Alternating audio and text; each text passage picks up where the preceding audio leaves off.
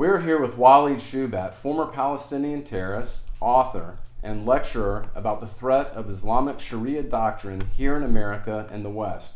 Walid, thank you for this interview. You bet. Walid, when and how did you reject Islam? I began to read the Bible and began to look at the Jewish history back in Israel, because you have to understand that I grew up in Israel, in the Palestinian areas, and so the rejection of the rights for Israel to exist was tremendous, especially in the historical education, where there was no connection to the Jewish people on that land. So to connect the dots for me, I began to read the Jewish Bible, the Old Testament, and I began to read Jewish history and saw tremendous connection of the Jewish people to that land. So I began to see the Islamic narrative as historically inaccurate, and as well as archaeological issues. There was many inaccuracies in the Quran. So I began to see the Quran as a document that was basically had went through the shredder, if you will, and was put together as it came out of the shredder. It did not make any coherence. It did not make any details as what I've seen in the biblical narrative, in which there was a tremendous amount of information about that land, cities, archaeological locations that they have found. And so I began to ask myself, there is, biblical archaeological review. I do not find a Quranic archaeological review or a Book of Mormon archaeological review or any other book that had an archaeological review. So I began to also realize my hatred towards the Jewish people. What caused it? And I did a trip in Israel in 1991, and I began to question. I've witnessed certain things that happened there, in which caused me to ask the question: why are Palestinians dying? Why are they blowing themselves up? Young teenagers. So I began to ask, why must we die in order to go to paradise? Isn't there a different way to go to paradise? And the biblical narrative basically responded to many of these problems that I had. I made several visits in Israel. Even when I was Muslim, a long time ago, my mother had taken me to the Israel Museum, seeing the connection to the people in that land, in which the book of Isaiah was in the Israel Museum, written in Hebrew. I thought all my life that we were the indigenous people, that the Arabs were the indigenous people in that land. To find out the opposite is the truth, that the Jewish existence in that land preceded long ago from the existence of the so-called Palestinian idea of creating the state. So I began to change my mind and began to say, well, wait a minute, I think the issue is an issue of historic education and a spiritual also indoctrination of the Islamic masses.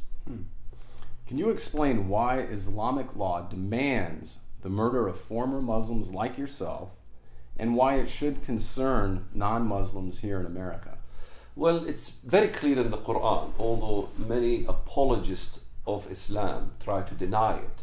It is pretty clear from the verses in the Quran. It says in the Arabic language, فَإِن تَوَلَّوْا فَخُذُوهُمْ وَاقْتُلُوهُمْ, which means if they renege on the faith, then kill them wherever you find them. In fact, if people want to question this interpretation, why is it on Umdat as-Saliq, which is the travel guide of the Muslim?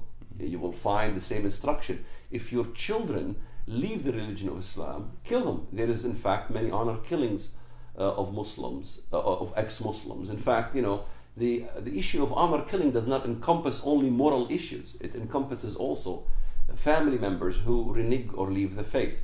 And I think the reason for it is because in the Islamic doctrine or in Islamic theology, they wanted the preservation of the religion based on force. The language of force is pretty much part and parcel of the Islamic history. This is why you don't find churches, synagogues, any other forms of worship in countries where Islam was founded, like Saudi Arabia. This is why they're afraid of other doctrines coming to the Saudi Arabian peninsula, because they realize that if Christianity, the Jewish faith, will come in, there is a really strong argument for that faith. Strong argument for the Jewish right to exist. When you go to Saudi Arabia, you find not just also the converts from Islam are to be killed, but that the peninsula itself was emptied from all existence of all Jews. You have in Yathrib in Medina, the second holy city in Islam, a very strong historic Jewish connection. The Jews of Banu Qurayda, the Jews of Banu Nadir, Banu Qaynuqa, which were either exiled from the land or totally exterminated from that land. So if we look at the biblical narrative, it's really talking about human salvation. Even in the Old Testament, it's talking about human salvation. Where in the Quran and the Quranic narratives, it's really talking about cavalry, warfare. In the New Testament, it's Calvary, the death of Christ. You believe in that, you go to heaven. In other words, you don't have to die for the cause of God. God has already provided a way. Even in the Old Testament, God has provided a way for the Jews. You give a sacrifice in the temple and God provides a way. You don't have to kill your son, Abraham. God provided a lamb. So, but in the case of the Islamic narrative, you have to provide yourself as the sacrificial offering for the cause of Islam and for the cause of Allah, in which the Quran clearly says, وَلَا تَحْسَبَنَّ الَّذِينَ قُتِلُوا فِي سَبِيلِ اللَّهِ أَمْوَاتٌ بَلْ أَحْيَاءٌ عِنْدَ رَبِّهِمْ يُرْزَقُونَ, which is in Arabic. In English, do not think that the ones who die in the cause of Allah are dead, but are alive with Allah, receiving His blessings. Muhammad even went further to explain that. He says, by the first drop of the Muslim martyr, he will enter paradise, and he becomes an intercessor for 70 members of his or her family.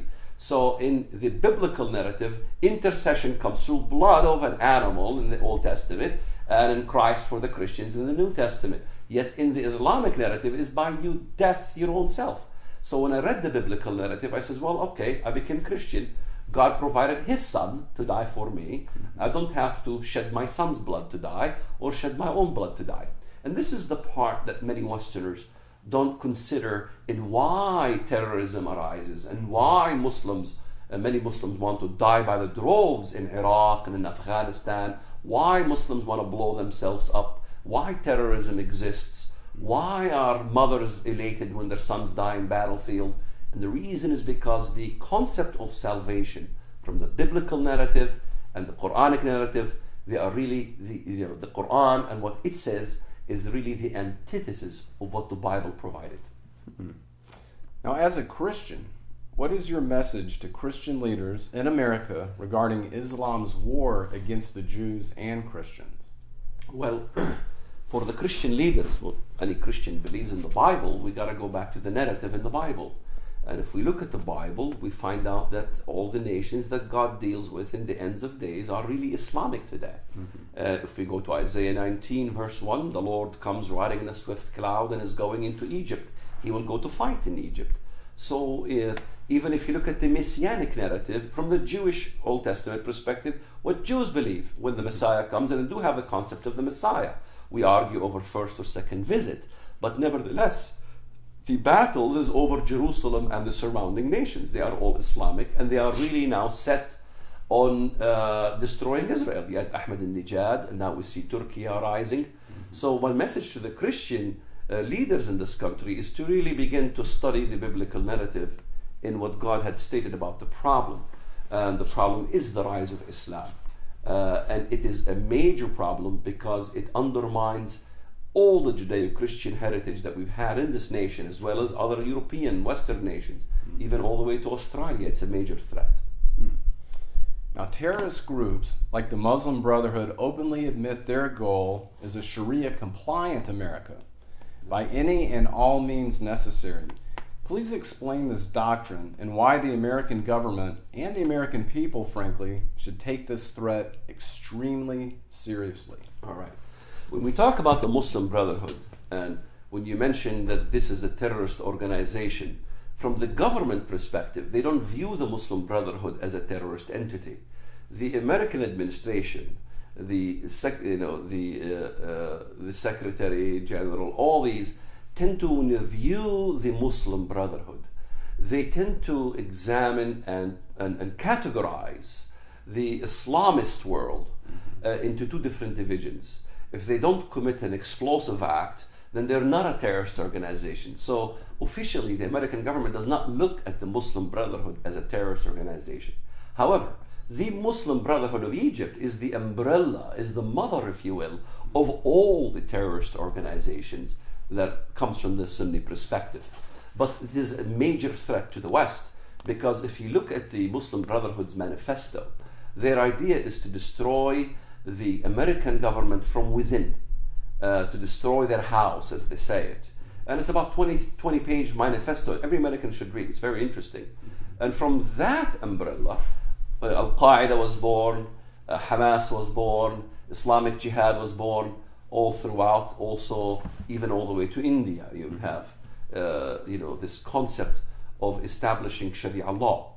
So the Muslim Brotherhood's idea is not only to convert America to Islam, but to make America Sharia compliant to Islamic law.